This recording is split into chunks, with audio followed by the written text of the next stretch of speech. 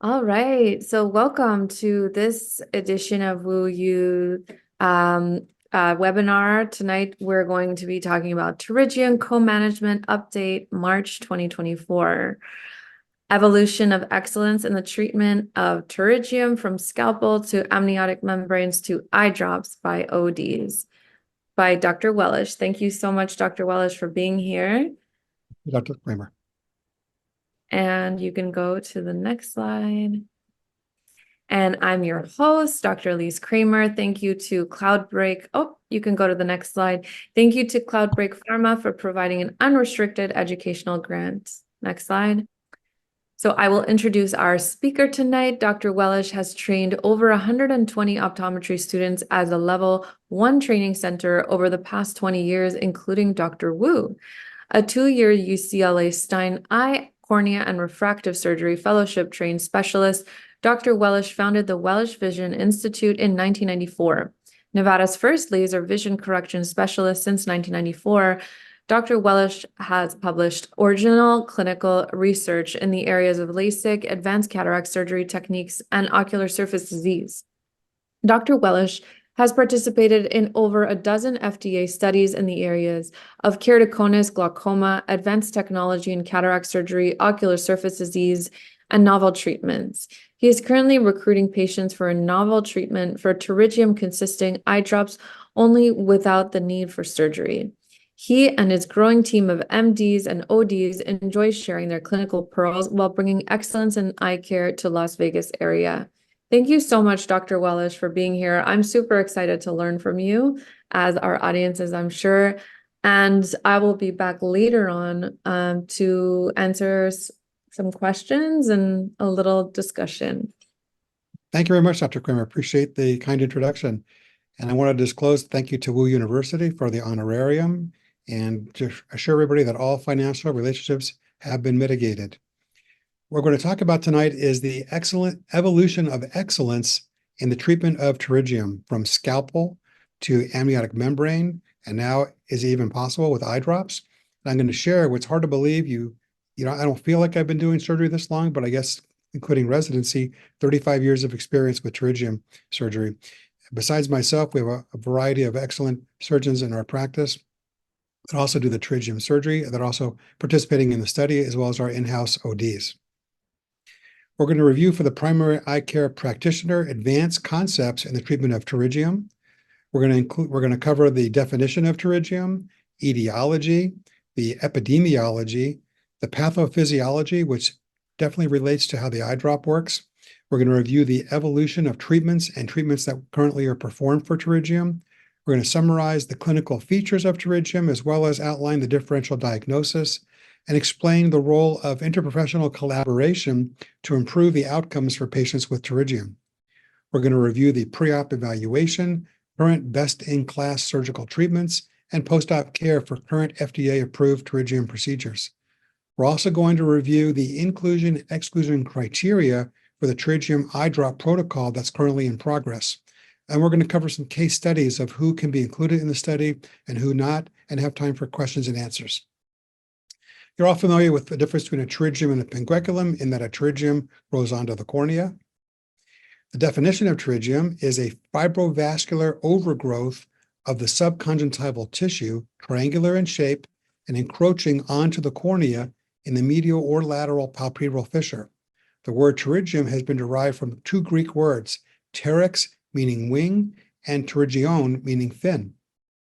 The etiology of pterygium, known risk factors include immune mechanism, genetic predisposition, and chronic environmental irritation, which include UV rays, hot and dry weather, wind, dusty atmosphere, and period of exposure to such conditions. However, the most important and significant risk factor is the increased time of exposure to UV rays of the sunlight, followed by chronic eye irritation from dry and dusty conditions.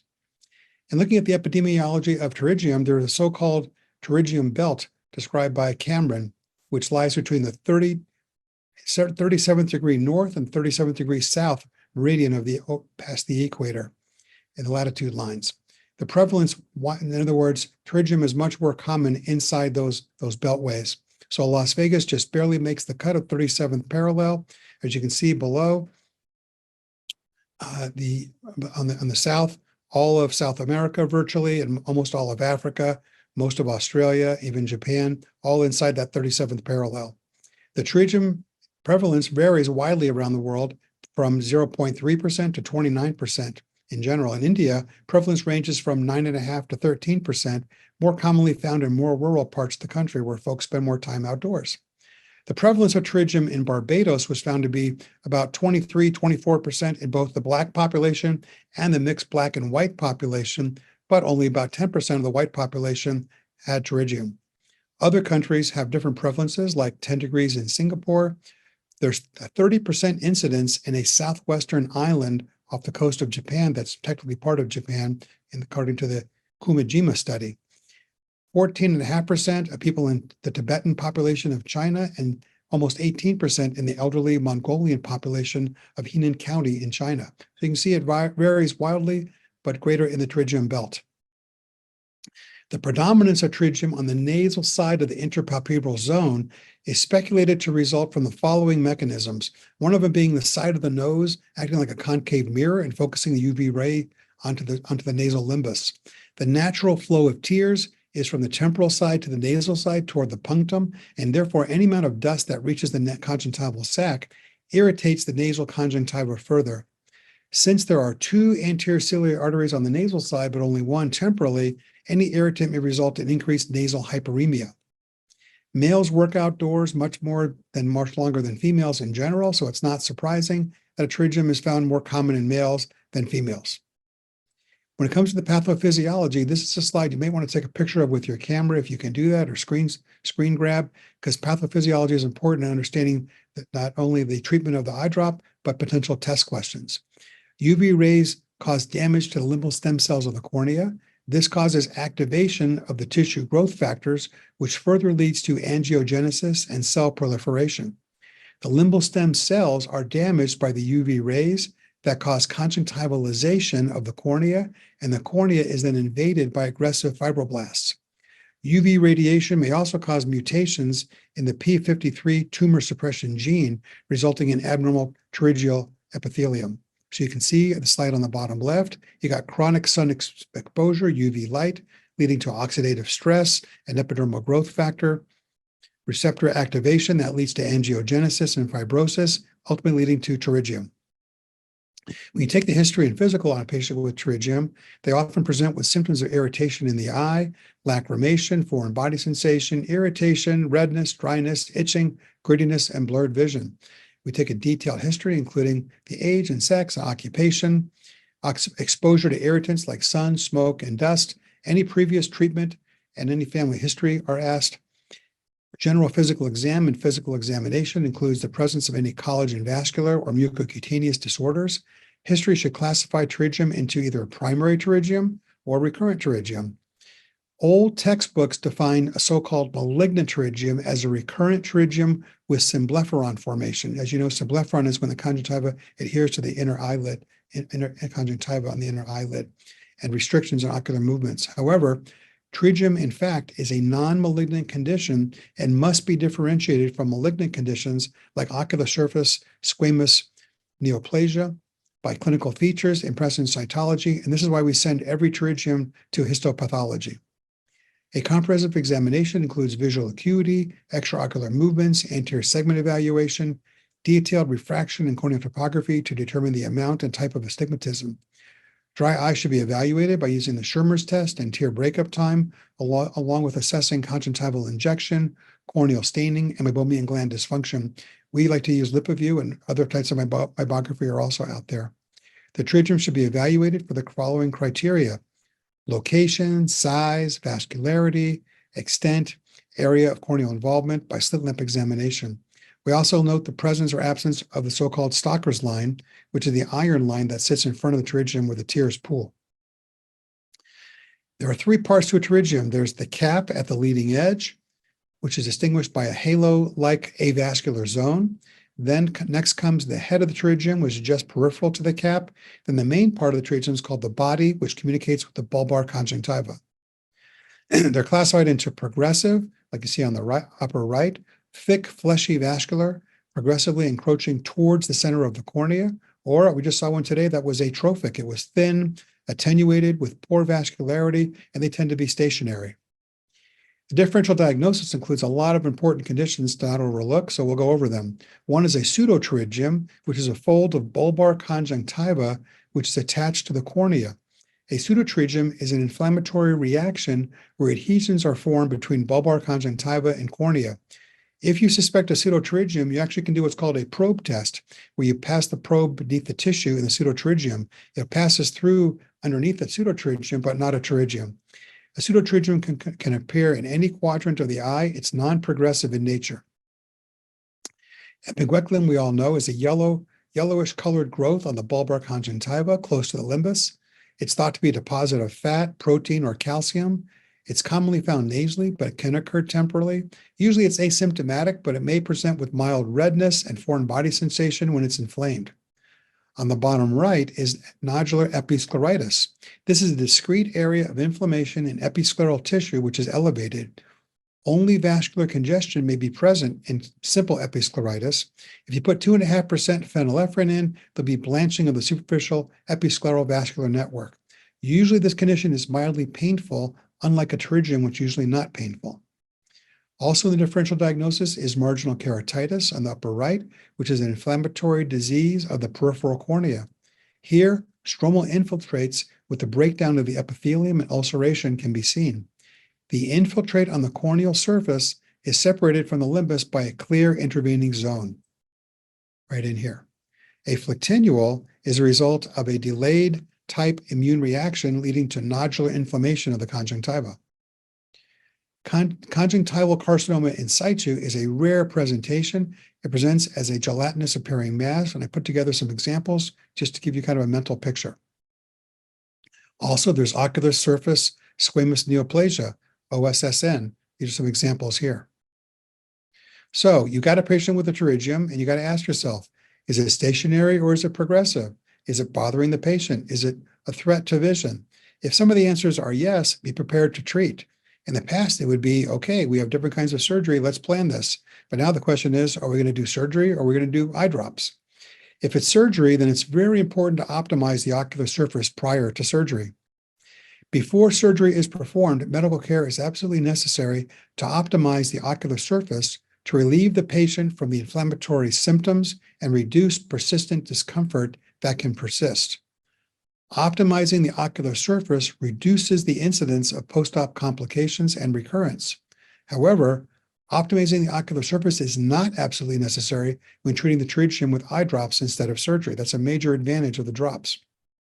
So using eye drops instead of surgery as a pterygium treatment, it just doesn't add up. People think, I've never heard of that before. Well, sometimes in life, if you want to get ahead or you want to win, you got to think outside the box, like this tic-tac-toe player found. So now we're going to talk about the current treatment techniques. On the upper left is the oldest technique around called bare sclera. We excise it, and there's a high recurrence rate unless you use subconjunctival mitomycin C. Then the next technique that came along was conjunctival autograft. Then we developed something called a limbal conjunctival autograft, which I'll show you a video of. Then the invention of the amniotic membrane revolutionized things because no longer did you have to make a large incision to remove replacement conjunctiva. This is the bare sclera technique. In A, you see the pterygium, then you're removing it from the cornea, you're peeling it back, all the way back and separating it from the globe. Then when you've separated, you excise it widely, and then you pull the conjunctiva forward to cover up as much as you can, leaving a little bit of bare sclera. This is a vicryl suture. You can also use tissue glue. This is a pterygium excision using a conjunctival limbal autograft. Although you're all familiar with pterygiums, I'd like you to see what a well-done surgery looks like. You can see, as amazing as it still is surgery. Here, there's a traction suture that's placed to try to move the eye temporally to get better exposure. You can pull the pterygium head centrally sometimes to separate it from the cornea without physically dissecting it. It's pretty amazing when it works that way. We then mark the planned resection areas to measure the size, and we take away the residual pterygium areas just inside the marked areas. Taking away the residual pterygium, then we use Westcott scissors to separate the conjunctiva from the underlying tenons. Remember, tenons is this fibrous tissue between the rectus muscles. We then dissect down to bare sclera. We're using a cotton tip to push the muscle fibers back so we don't inadvertently cut any muscle fibers. Then we do what's called a wide tenotomy. We're taking away Tenon's tissue, which is inflamed, just to get rid of the bulk of the pterygium. You see the cornea is covered with a shield to protect it from light damage. A few more snips to free up the tenons. Now we're using cautery so that things are nice and quiet. Then we use a scalpel to peel back some of the rough layers of the cornea sometimes so it's nice and smooth. Sometimes it's necessary, sometimes it's not. We then use a tissue glue to glue down the conjunctival edges using fibrin adhesive. You can see in this area. And the adhesive consists of fibrinogen followed by thrombin. And then we kind of squeegee down the conjunctiva so the conjunctiva adheres. Again, this other area, fibrinogen followed by thrombin. And we're squeegeeing down the conjunctiva. Now we inject lidocaine with epinephrine down below to create a tissue plane, and we spread it to establish a tissue plane. Now we're incising through conjunctiva only to remove the conjunctival tissue of our limbal autograft. We mark the sizes to match the size of the defect. We separate it from the underlying tissue very gently with scissors, all the way up to the limbus, snipping it clear. The bleeding looks bad, but it's not painful to the patient. Then put the graft back in place, oriented properly so the limbus is by limbus. We then spread the autograft over the exposed sclera. Once it's spread out and exposed, we secure it with the fibrin adhesive consisting of the fibrinogen and thrombin. We're squeegeeing it down so it sticks. Remove the excess adhesive with scissors. And then we reapproximate the conjunctiva at the harvest site, and then we're done. So this is the limbal autograft. This is another procedure we do with the amniotic membrane. As you can see, it does not involve a defect that has to be closed. Here we're marking the edges of the pterygium. So once we remove it, we're going to lose our orientation. So this way we know what we're removing. Sterile ink pen. Then we use another traction suture. Again, a corneal shield, so there's no light damage to the eye. This other technique, we take the other traction suture to the other side, and we use it to retract the cornea off temporally. We're now excising the pterygium. This time we're coming from the temporal side. In this case, it was a very fibrotic and dense pterygium, including extensive corneal scarring. So we're going to use a lamellar blade to separate the layers. And we're just taking off the bits of the pterygium, using blunt dissection to get all the way to the limbus. Now we're using a lamellar blade to peel away the pterygium from the cornea by not going any deeper than Bowman's layer. You can see the large size of the defect on the right. Now we're peeling it off and send it to pathology. Peeling off the pterygium, again, use a lamellar blade if it doesn't want to come off easily. And we send that to pathology, put it in formalin, smoothing it out. You can either use a diamond burr or sometimes this blade, removing the excess fibrotic tissue. And now you can see the defect is quite large. So large it's hard to get enough conjunctiva. We are now putting mitomycin C on a sponge underneath and irrigating profusely. Then we take the membrane that's been measured to be the size of the defect. The under sticky side goes sticky side down, peeling it off onto the cornea. Then we spread it out evenly over the cornea. Once it's all spread out, we're going to get our fibrinogen and thrombin. It's all spread out to match the size of the defect. Here's fibrinogen on the left. And then thrombin on the right, just a tiny bit. You don't want too much or else it doesn't stick. Then we're going to lift up the graft and put it into place. And we're going to use something called a muscle hook to spread it and squeegee the glue out of the way. We're aligning it along the limbus. Here's the muscle hook to squeegee the glue out of the way. Very elegant surgery, works very, very well. Once the glue is squeegeed out of the way, we're basically done. Squeegeeing it, and we trim the excess tissue, and then we're done. All right, good. So even with the best of surgeries, even with the best of surgeons, there can be complications. Complications of pterygium surgery can be divided into intraoperative complications and post-op complications. Intraoperative complications include excessive bleeding, injury to the medial rectus muscle, wide excision of the pterygium, resulting in too large of a defect. The graft could be buttonholed. Sometimes you get a thick graft, doesn't look the best. You can sometimes lose the orientation of the graft. Sometimes you get a smaller harvested graft than you really wanted, or you can even perforate the globe with a suture needle when you're doing the fixation suture. But the most common post-op postoperative complication is recurrence. The thing I worry about the most, since I'm a meticulous surgeon and all of our doctors are, I worry about patients' compliance. Sometimes they come back the next day and they say eye drops. Oh, I fell asleep. I didn't take my eye drops. Or they don't show up for their 1 day or 1 week appointment. Oh, I was busy. I had to go to work. No, we told you can't go back to work right away. So as a surgeon, we're very, very meticulous, but we always worry about things that are beyond our control. Other complications of pterygium surgery include graft edema, Dellin, persistent epithelial defects, pyogenic granuloma, symblepharon can occur, graft necrosis, graft retraction, epithelial inclusion cysts, subconjunctival hematoma, subconj fibrosis, corneal scleral thinning or perforation, and even suture granuloma. More serious complications include on the upper right, infectious scleritis, and also in the bottom right, scleral necrosis. You can also get severe secondary glaucoma or even iritis.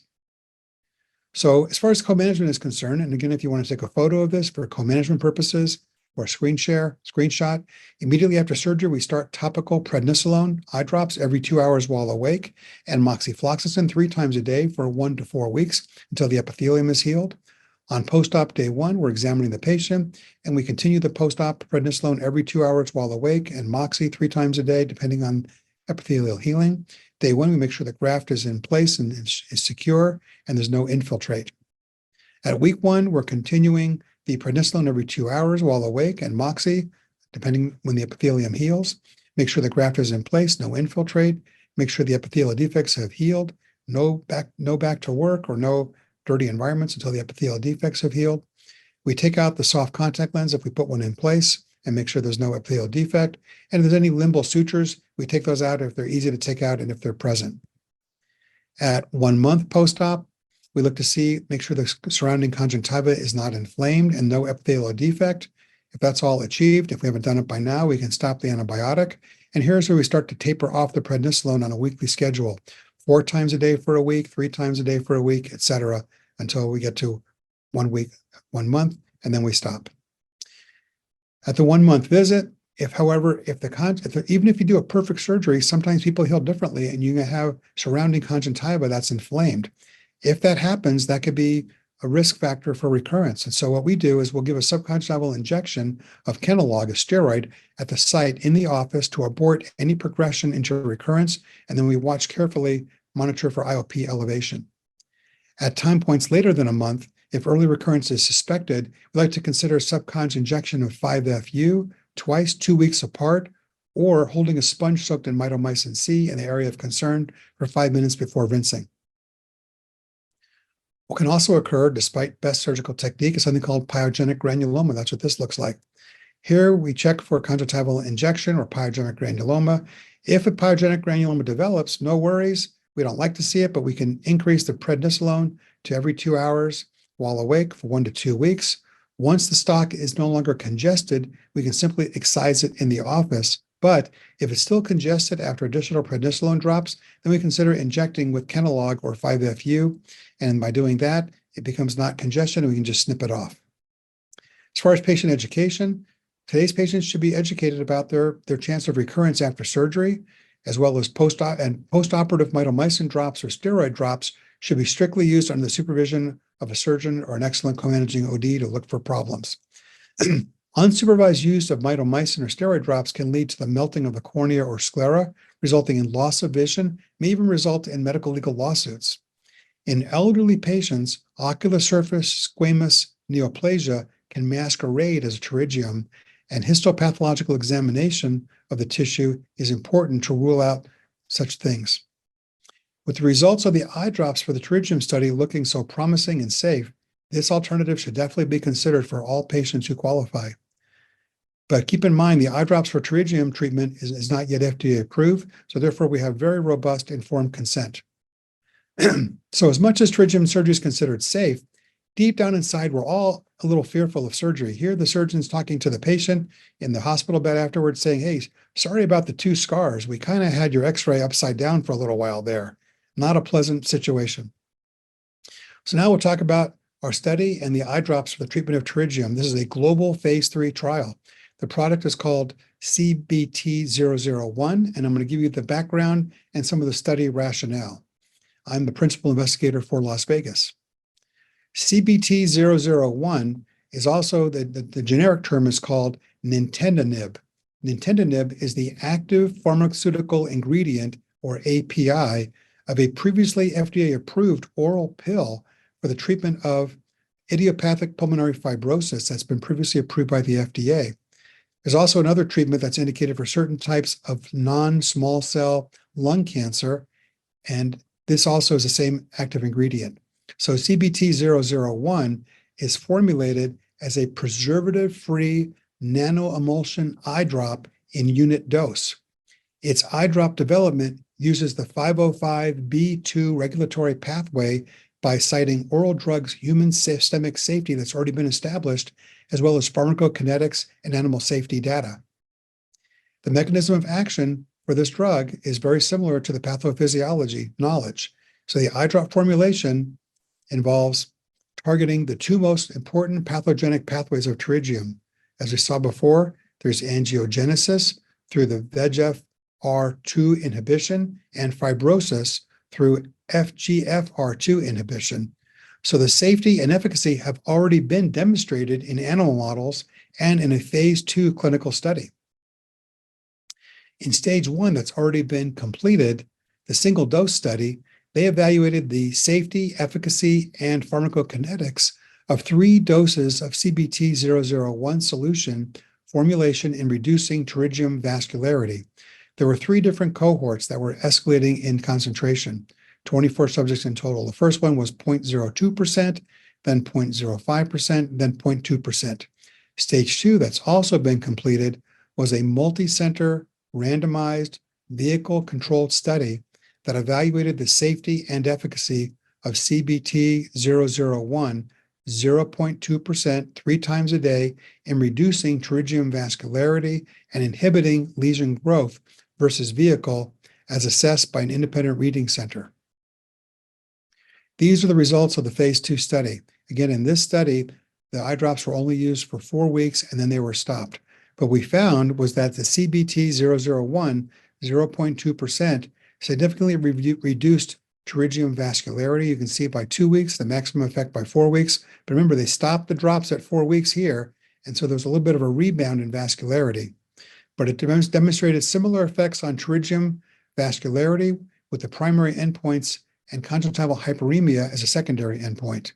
The slide on the right shows that day 1, it was grade 4 in terms of vascularity, but by week 4, it was only down to grade 2. This next slide shows the CBT-001 showing the reduced in pterygium length. The slide on the upper right shows the pterygium at day 1, but by week 4, you can see how it's regressed by more than 1 millimeter. The slide on the bottom left shows at time 0, whether that was just a vehicle or whether it was the active ingredient. It was the same at baseline, but again, by 4 weeks, the reduced length had its maximal effect. But unfortunately, when they stopped the drops after 4 weeks, the pterygium continued to grow back to where it was at baseline, even a little bit beyond. Also in phase 2, we saw that CBT-001, 0.2%, in a questionnaire reduced patients' worries about their eye appearance, the symptom score. It was maximally reduced at 2 weeks and stayed reduced at 4 weeks, and that reduce in worry questionnaire persisted for the length of the study, which was 24 weeks. So where we are now is that the dose escalating efficacy and safety study has already been completed and the primary endpoints have been met. We're currently enrolling for the PRISM CBT CS301, which is a phase 3 study. It's a multi-center, double-masked, vehicle-controlled study comparing the safety and efficacy of CBT-001, comparing 0.1% and 0.2%. Here, instead of using 3 times a day, we're only using twice a day, and we're comparing it versus the vehicle, which is a fancy kind of an artificial tear. Later this year, we're going to start the confirmatory study, also phase 3, to be announced. So currently we're enrolling for the phase 3 PRISM study. This is a multi-center, double-masked, vehicle-controlled study with up to 600 subjects that'll be enrolled. And we're currently enrolling at multiple centers across Australia, China, India, New Zealand, and across the US, including here at the Wellish Vision Institute. Our objective is to evaluate the safety and efficacy of 0.1% and 0.2% emulsion dosed twice a day for 24 months compared to the vehicle in reducing conjunctival hyperemia and preventing pterygium progression in eyes with a pterygium.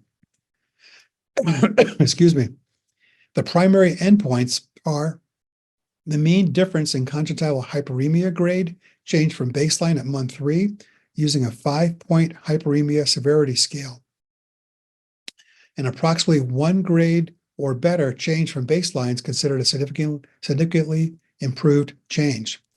The mean difference in pterygium length from baseline to month 12, as measured from the anterior edge of the limbus to the pterygium apex, should be 1 millimeter or better to be considered clinically significant. Also, there's a questionnaire, excuse me, a statistically significant mean improvement in subject-reported eye symptom score from baseline at month 12. This is the phase 3 study design. So as at screening, they're randomized to either the 0.2%, the 0.1%, or vehicle. There's a 2 to 1 to 1 ratio. So there's a bias toward using the stronger concentration. And they're seen at baseline for screening, day 1, week 2, week 4, month 3, month 6, month 9, month 12, month 15, 18, month 21, and finally month 24. At these visits, the pterygium length and conjunctival hyperemia are qualified by an independent reading center at Doheny. And the primary and secondary endpoint measurements are based on reading center assessments.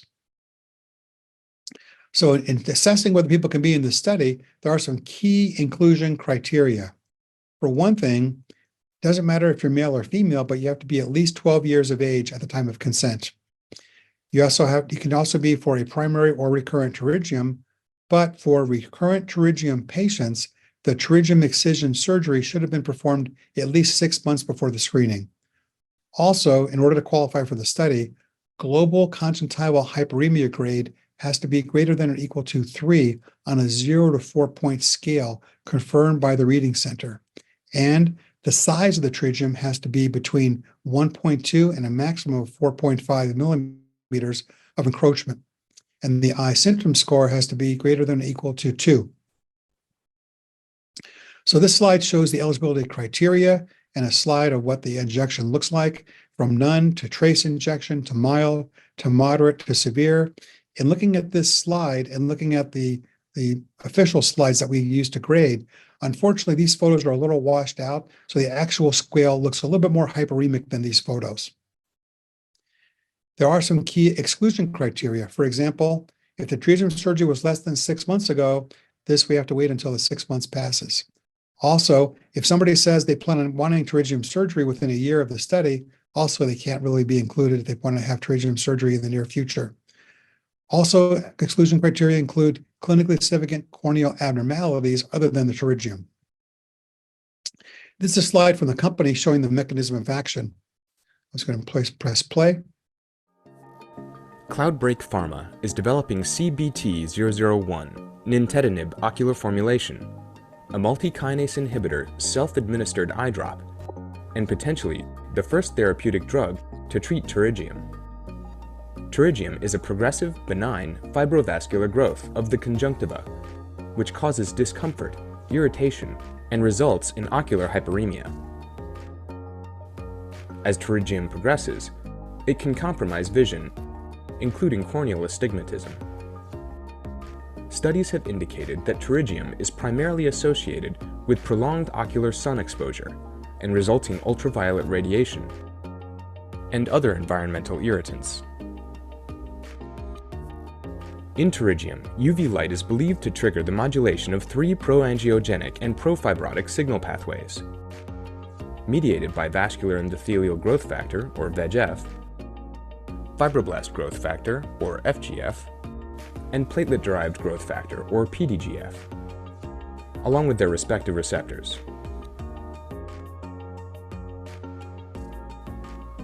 The proliferating cells create a pro-inflammatory environment, accumulating extracellular matrix and attracting immune cells, resulting in the growth of the pterygium lesion onto the cornea.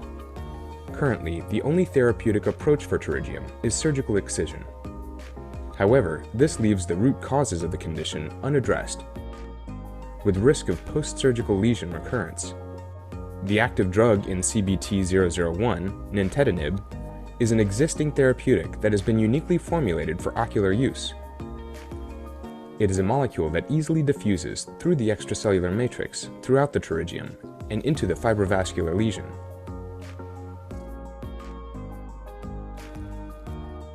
CBT-001 binds to the ATP binding site of VEGFR, PDGFR, and FGFR, inhibiting receptor activation.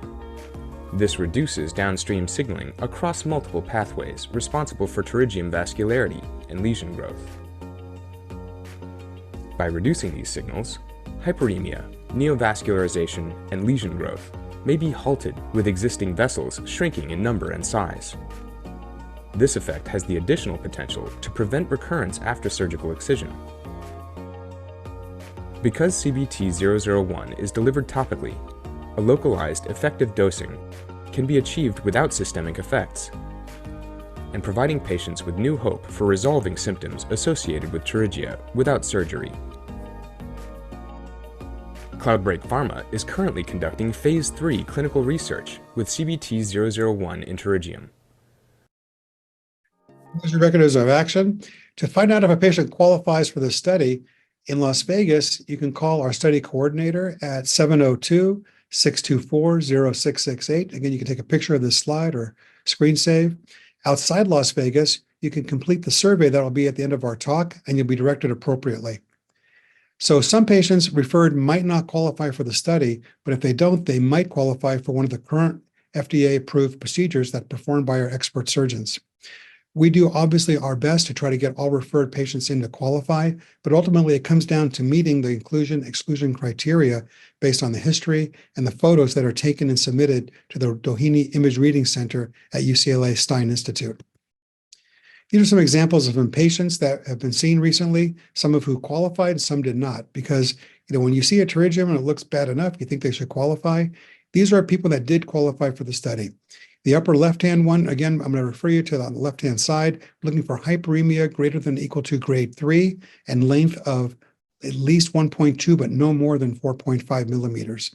So the upper left-hand cornea, upper left-hand corner, the hyperemia is grade 3, and the incision, the lesion length is 0.67 millimeters. Again, we're measuring from the anterior limbus to the edge of the pterygium.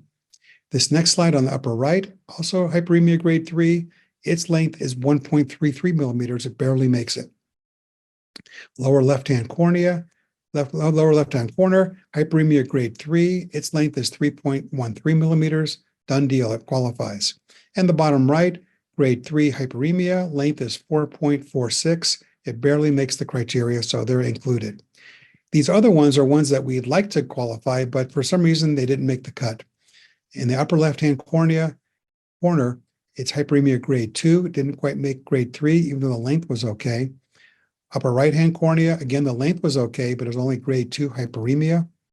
Bottom left-hand corner, grade 1, and the length was only 1.21 made the length, but not the grade of hyperemia. And the bottom right, it was grade 3, but the pterygium was too large. It was larger than 4.5 because it was 5.6 millimeters. So you can share some of the frustration that, hey, you want them to qualify, you think they should, and they don't quite make the criteria. So in conclusion, we are now eagerly trying to recruit and enroll patients in the Cloudbreak Pharma Phase 3 study so they may benefit from this novel eye drop technology that can reduce the size of the pterygium without the need for a scalpel or surgery and without being at risk for postoperative complications. So the pterygium has been around for as long as humans have walked the earth, and for years we've evolved more and more advanced and more successful surgical techniques. But these surgical approaches require an optimized ocular surface, meticulous surgical technique, and judgment, and a high level of patient compliance before and after surgery. That's why we're so hopeful for this study getting over with and approved by the FDA, because the sooner we can enroll enough patients, the sooner it becomes FDA approved. This will most likely add to the tool chest of trained and certified IMDs as well as ODs.